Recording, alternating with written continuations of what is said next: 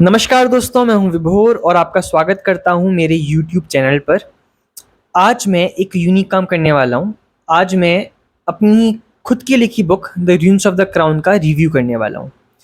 तो मैं सोच रहा हूं कि एक सीरीज़ बनाऊं जहां मैं my experience as an author और उसके आसपास की चीज़ें कि बुक को लेकर के मोटिवेशन कैसे मिला, मेरी बुक में है क्या, ऑथर बनने का मुझे आइडिया कहाँ से मिला, इन सब चीज़ों को मैं एक-एक करके डिस्कस करके छोटी सी एक सीरीज़ काइंड ऑफ बनाऊँ। So I think I should work on that because अब थोड़ा-सा टाइम आना शुरू हुआ है and it's important to work on things and to leave a legacy and I want to leave a legacy because Oblivion is something that I'm really scared about. The Fault in Our Stars, right? Yeah. So I am also like Augustus scared of Oblivion. Oblivion is my fear. I'm afraid of Oblivion. So one of the reasons I wrote this book. तो चलो आगे continue करते हैं.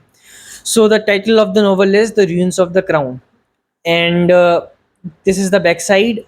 इसको जब मैंने लिखा था इसको लास्ट ईयर के टाइम पर and it got published on 29 अक्टूबर 2021. इसको लॉन्च करने का मेरा पर्पस था इन अक्टूबर दैट कि मेरी नानी का डेथ एनिवर्सरी है ऑन 31 अक्टूबर. तो मैंने इस बुक को उनको डेडिकेट करा था एंड ये बुक मैंने उनके लिए लिखी थी. तो this book was a dedication to her as she used to tell me all kind of stories and I always will miss her and will remember her, that good time I had with her. I'm sorry if I'm speaking wrong English because kind of दिमाग कहीं out of zone में भी पहुंचा पड़ा है due to I don't know why. So yeah, The Ruins of the Crown ये मेरी पहली नॉवल है and I'm gonna talk about what inspired me to be an author in the next video. But आज मैं सिर्फ बात करने वाला हूँ कि मेरी बुक के बारे में कि मैंने एक किताब लिखी है और इस किताब का पर्पस क्या है, इस किताब में है क्या, और ऐसी कुछ चीज़ों के बारे में मैं बात करना चाहता हूँ. So the runes of the crown it is basically एक फिक्शनल स्टोरी, एक फिक्शन कहानी है. अ, जब मैंने अपनी पहली बुक पढ़ी थी वो था क्लास 11th. उससे पहले मैं किताबें नहीं पढ़ा करता था which was really sad because मुझे कभी किताब पढ़ने में इंटरेस्ट आता ही नहीं था. जो कोर्स बुक होती थी वही ख़त्म नहीं हो पाती थी, तो नॉवेल्स पढ़ना तो दूर की बात है. और नॉवेल्स होती क्या है ऐसा कल्चर भी क्लास 10 तक का देखने को नहीं मिला. But in class 11th I changed my school and वहाँ मैंने देखा कि बच्चे नॉवेल्स पढ़ रहे हैं. So it kind of motivated me to read as well and the first novel that I read and didn't know कि हैरी पॉटर की बुक्स भी थी. Like I was that kind of person. फिर एक ने कहा बुक है, फिर मैं लाइब्रेरी गया, मैंने देखा, बुक पकड़ी, पढ़ना शुरू करा. और जब पढ़ा, मैंने हैरी पॉटर देखी थी बहुत साल पहले. Like that's one of my favourite stories of all time. That's something I really am passionate about. Harry Potter is something that I really love.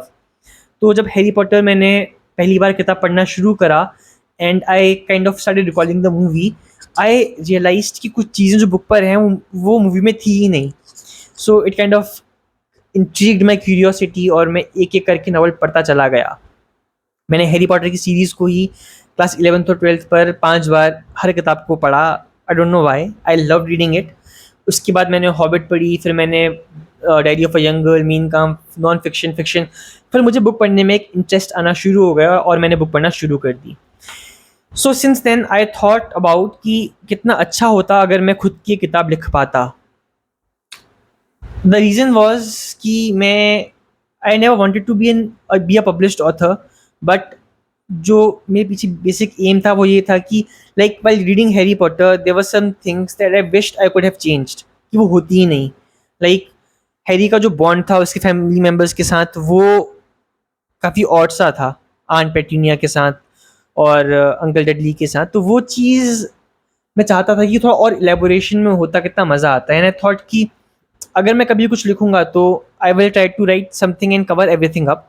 But while writing this novel I realized it is very difficult to do it and वो करना काफ़ी मुश्किल काम है क्योंकि it's either you have to take care of your plot or you have to take care of your characters, and if you try doing both things it's gonna be a very cumbersome process and you're gonna stuck कि वो काम करना काफ़ी difficult हो जाएगा. Like if I am gonna tell about my life along with someone else's life and then I am writing my own story and I start creating problems for myself, and I kind of try to create this relation kind of very extreme, इसमें मैं बहुत ज़्यादा ध्यान दूँ, and I stop caring about the plot, या मैं सिर्फ plot का केयर करना शुरू कर दूँ, कैरेक्टर्स पे काम करना बंद कर दूँ, तो it becomes very difficult and very hard. तो वो चीज़ अच्छी नहीं थी. सो इस किताब पे कुछ चीज़ें कमी है. It's like my first work. इसमें कुछ ग्रामेटिकल एरर्स भी हैं. I recently read it. अब मुझे पढ़े हुए से कुछ ही दिन हुए हैं. It was like fun to read. I won't lie, I like reading it. जब मैंने पढ़ा पहली बार, maybe I might be bit biased because मैंने खुद लिखी है, तो पढ़कर एक अलग मज़ा आता है. But I really like the story. I read it from a point of view of a reader. मैंने जब किताब लिखी है, आई वॉज नॉट रीडिंग की मैंने लिखी है, बट आई वॉज रीडिंग की अगर एक सिंपल किताब है, मैं पढ़ रहा हूँ, तो क्या फील आएगा. मेरी एक दोस्त ने इस किताब को और पढ़ा and she gave me kind of similar review कि किताब पढ़कर मज़ा आया, बट आई थिंक मिस्ट्री में कुछ कमी है. So she gave me kind of the same feedback जो मुझे लगा पढ़ने के बाद, कि कुछ कमी इस किताब पर है, but I have left it in an open ending.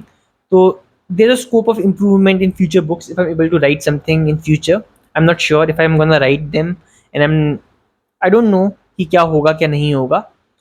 But अभी का जो सिचुएशन है उसके हिसाब से बात करते हैं. This the dreams of the crown, it's a fictional story and it's kind of a fairy tale. It revolves around a prince, a princess. वो जो सिंड्रेला वाला टाइम का चीज़ थी, उस चीज़ के ऊपर कहानी काइंड ऑफ लिखी हुई है. Sorry about that. I am sorry.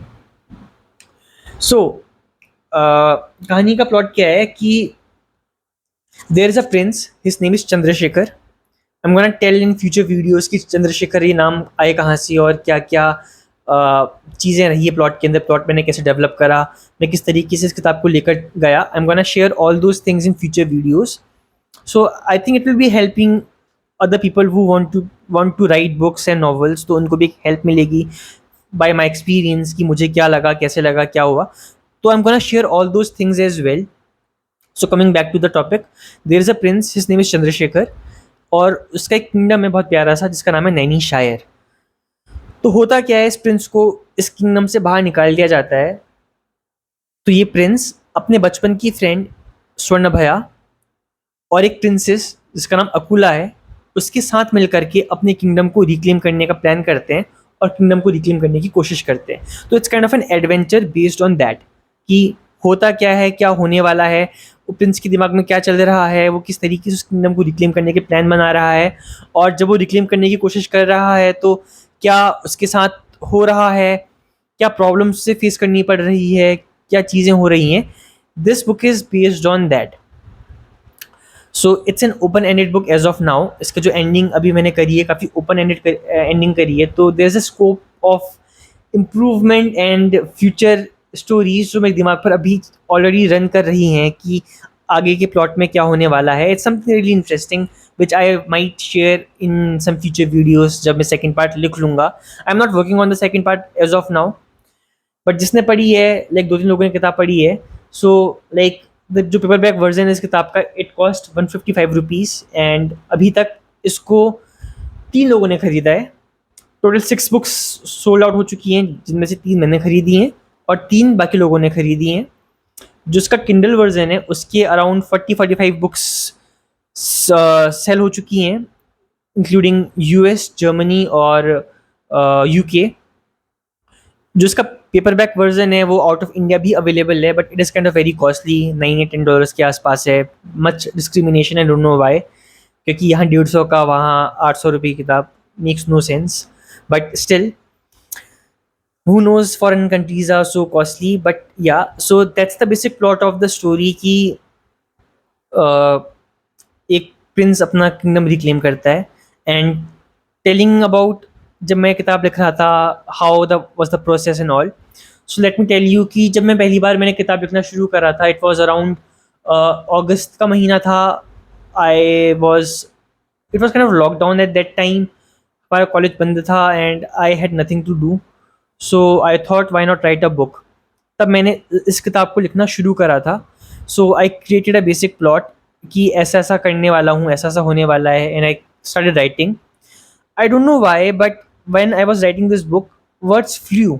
Like अगर मैं अभी कोई सिंपल अपना जब ब्लॉग भी लिखना लिखना शुरू करता हूँ, it becomes very hard stating all those expressions, those emotions, वो लेकर आना काफ़ी डिफिकल्ट हो जाता है. But while writing this book वो डिफिकल्टी मुझे रोज फेस नहीं करनी पड़ी. Like there was some time when I was feeling writer's block, I was not able to go ahead कि अब कहानी में क्या होने वाला है.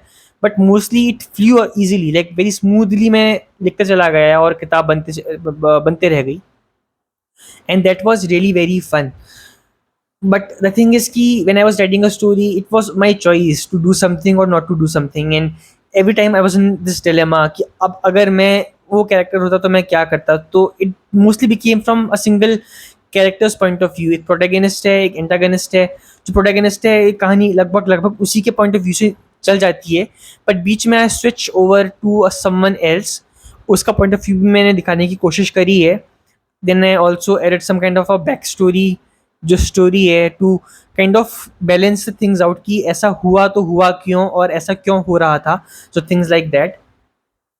सो आई बिलीव कि like that's the basic plot. And I can't like अगर मैं इस किताब को like as a reader review करता हूँ तो I believe if out of 10 I have to rate this book, I am gonna rate it 6 or 7 because a few reasons. Reason number 1, जो mystery है लाइक मैंने खुद लिखी है तो पॉसिबिलिटी है कि मुझे पता था कि कहानी में होने क्या वाला है, तो मुझे पढ़ करके मज़ा ज़्यादा नहीं आया. लाइक आई ऑलरेडी न्यू कि अब क्या होने वाला है. तो जो सस्पेंस का एलिमेंट था, जो सरप्राइज का एलिमेंट था, वो मेरे लिए मिसिंग था. So I didn't enjoyed it. But maybe बाकी लोगों को पढ़ करके जो सरप्राइजेज हैं, जो बाकी सस्पेंस है, वो उनको उसमें इंटरेस्ट दे. बट मुझे वो इंटरेस्ट नहीं दे पाया. So first reason that.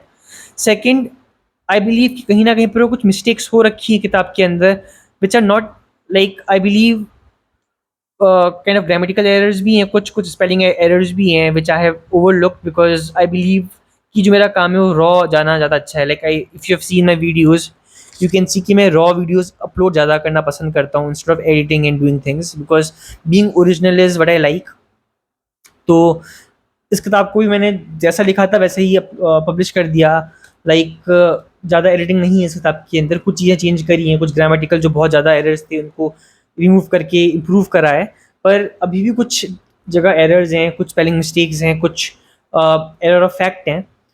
But overall it's a good read and you are gonna enjoy reading this because कहानी काफ़ी अच्छी है. मतलब पढ़कर मज़ा आता है.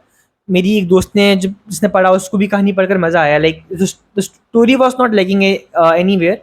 बट हाँ, कुछ जगह जो कैरेक्टर डेवलपमेंट है वो अच्छे से नहीं हो पाया है. इट्स हार्ड टू गेस कि कैरेक्टर क्या फील कर रहे हैं. उस बात को मैं अच्छे से अभी नहीं दिखा पाया. But being a first novel, a debut novel, I could say कि there scope of improvement and I am not that kind of a writer जो मैं रोज़ लिखता हूँ. तो I think it is kind of a good work. तो I am rating this book 7 out of 10 because like it's fun to read, the line is good, and having a open ending it makes it more kind of fascinating because second part में क्या होने वाला है एक intriguing factor रहता है when it comes to story because I myself don't know. That's the part I'm still confused about and that surprises me कि अब क्या होने वाला है. So that is kind of what makes this story interesting for me. So if you're going to read this novel, I would request you to please leave your honest reviews and your comments about it कि आपको इसको पढ़कर कैसा लगा. Basically second point ये है कि जो किताब है it's mostly for children of the age till 16, 14, 15, 16 वाले बच्चों को पढ़कर मज़ा आएगा. But beyond that I don't think कि बच्चों को पढ़कर मज़ा आएगा. एंड द वे बच्चे आजकल के काफ़ी मैच्योर ज़्यादा हैं पहले से ही. तो आई बिलीव कि 14 के बाद भी बच्चे क्या पता पढ़ करके like they want feel the element जो फील करना चाह रहे थे after reading a novel. Like people are more into young adult romance वो चीज़ों के ऊपर. This book lack those things. It's a pure adventure. So if you are into adventure and stuff like not an exact adventure but a plot जहाँ कुछ चीज़ें हो रही हैं war kind of thing और mystery kind of thing हल्की फुल्की, तो this book is for you. अगर आप बच्चे हो 7, 8, 9, 10, 11, 12 साल के तो और अपनी पहली बुक पढ़ना चाहते हो तो this book is for you and you're gonna love this book reading that book. I think because मुझे ऐसा जिन लोगों ने बुक पढ़ी है, एक दो लोगों ने, उनका रिव्यू मिला है कि the story line is amazing and children will definitely enjoy reading this. तब मैं इस बात को बोल रहा हूँ. बट आई वुड रिक्वेस्ट कि अगर आप इस किताब को पढ़ो और पढ़ करके मुझे अपना एक ऑनेस्ट ओपिनियन दो, तो that would be really very helpful for me to write and know कि एज एन ऑथर मैं कैसे इंप्रूव कर सकता हूँ। तो अगली वीडियो में मैं बात करने वाला हूँ कि what inspired me to be an author.